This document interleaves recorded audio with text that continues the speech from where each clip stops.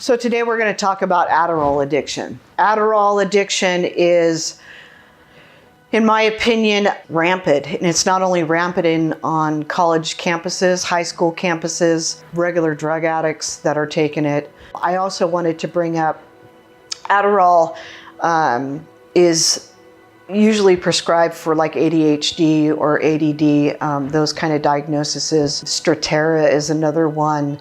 Ritalin is another one, but more and more I see the younger kids, the college students, high school students turning to Adderall. Whether the diagnosis is true and correct as far as ADD or ADHD, it does become an addiction. I first started seeing it about 6 years ago, 5-6 years ago.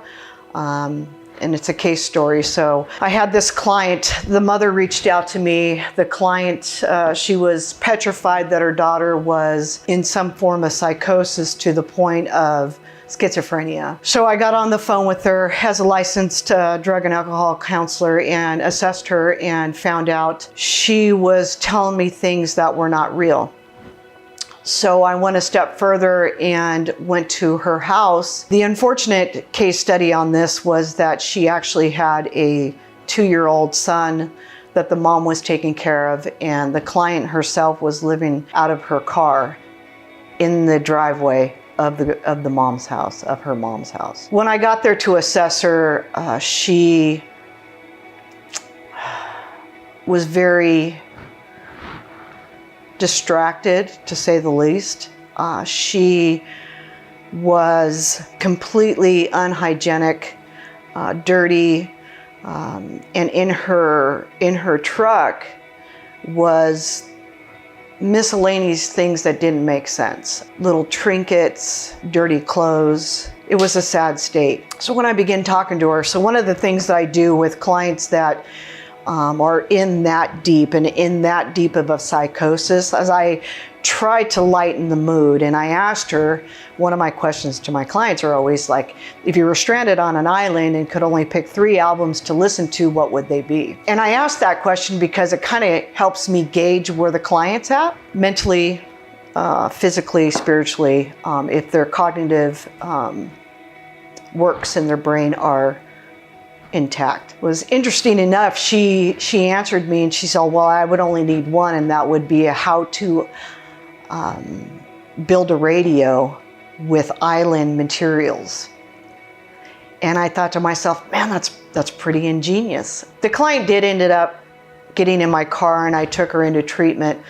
Unfortunately, with that case, she needed a higher level of care. She had disclosed to me she was on Adderall for about 3.5-4 years. And the dosages of Adderall kept going up and up and up. And she was on an amount that probably would be the equivalent to, I don't know, like a gram of methamphetamine. If you don't know what a gram of methamphetamine, it's about this much. And she was using the substance Adderall nasally. So she was crushing it, she was snorting it, and the effect is much greater when you do it that way opposed to just popping it through your mouth, which is very unfortunate because the long-term effects that happened to her over the course of 3.5 years was that she went into complete psychosis to a state of schizophrenia. That's just one case study that I've seen out of dozens. She actually had to go to a higher level of care.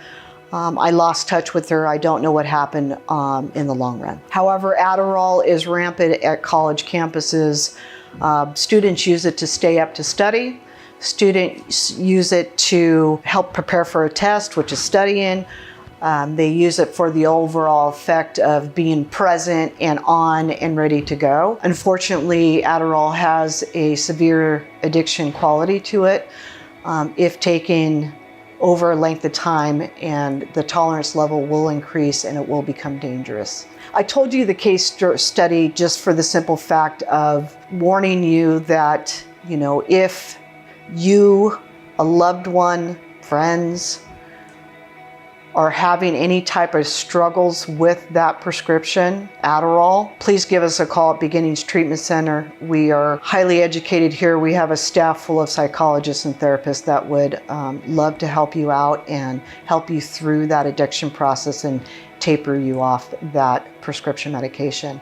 If you are listening to this, please give us a call. Even if you don't want to come in, even if you don't think you have a problem, feel free to give us a call. The call will be confidential and private. We will give you advice. We will help you through it. We will give you information. But I think the first thing to do, if you have any doubt at all or anything, is to pick up the phone and at least try to call us. And let us give you information. Can't hurt. Thank you.